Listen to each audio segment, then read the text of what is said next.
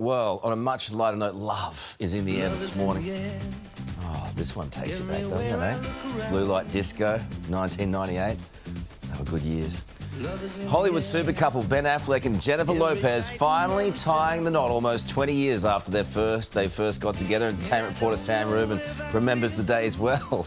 He joins us now from Los Angeles. Sam, good morning to you, big fella. Everything is right with the world again. A couple that couldn't put it together 20 years ago, Karl, has put it together now. They went, of course, to Las Vegas to do it.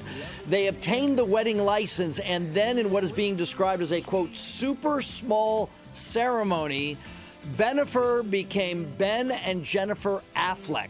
The details of the marriage license say that Jennifer Lopez is going to change her name. Will she change it professionally? I can't imagine that she will. You do need a windshield wiper for that ring to clean it up. But obviously an extraordinary engagement ring. And you tell me, the most famous couple in the world at the moment. Well, it is. I mean, I guess nothing surprises us, does it? But what does surprise us is they did it in Vegas. I mean, it's the scene of some great and historic weddings in the past. You know, I think it's still, and you mentioned it as being super small. It's a great way of describing it. Why would they do that?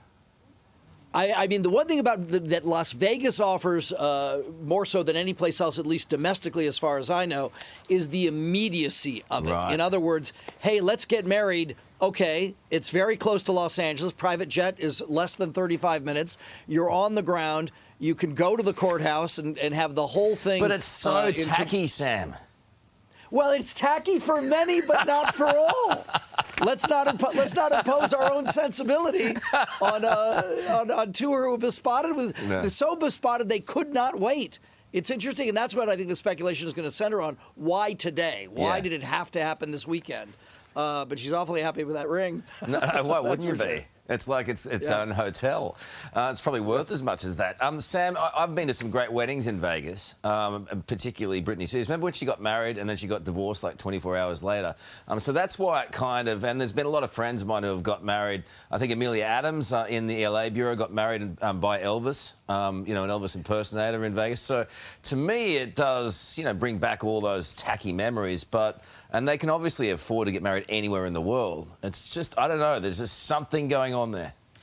Well, I think the question would be surrounding the immediacy of it, that you go to Las Vegas when you want to do it right away. As you mentioned, sort of star-crossed Vegas weddings.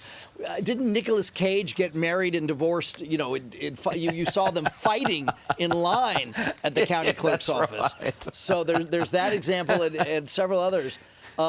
It was funny. Oddly enough, I was in Las Vegas this weekend. I just flew back this morning and was completely unaware of any of this. So they obviously were very secretive and quiet. It was a decidedly quiet weekend in Las Vegas. Obviously, they'd have any venue to their disposal. There's, you know, unbelievable. So we don't even know where they did it. We don't know where they did it because they've not. They have filed the license. They are not denying that the ceremony took place, but they have not filed the certificate. In other words, the person who married them is required to file paperwork as well. That has not happened. So we don't know if it's the Elvis Chapel or the Wayne Newton Chapel or whatever it might be. It's the best. I do love Vegas. Look, I have a theory, Sam, about what's happened here. And Ben, and I want you to stay with me on this. You know, Ben's been through so much.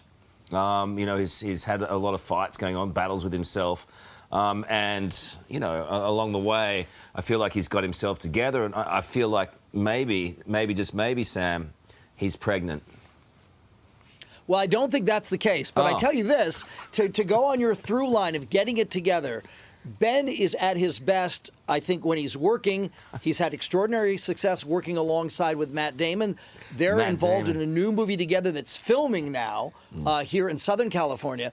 So maybe they were just both in such good places. You know what? There's no day like today. Let's go now. Well, when you said that, when you dismissed that out of hand and said, I don't think that's the case, that he's pregnant, with great authority, are you sure? I haven't taken a look at the strip or anything, but my sense is that is deeply, deeply unlikely. But one thing that people do talk about in a very serious way Yeah. is the very successful blending of their families. Yeah, it's kids nice. around the same age, and they've done a very good job of having all the kids get together for a variety of occasions. So Yeah. that's nice. Good on you, Sammy. It's great to see you, my friend, with a happy Always. story on Sunday in LA. It's a beautiful thing.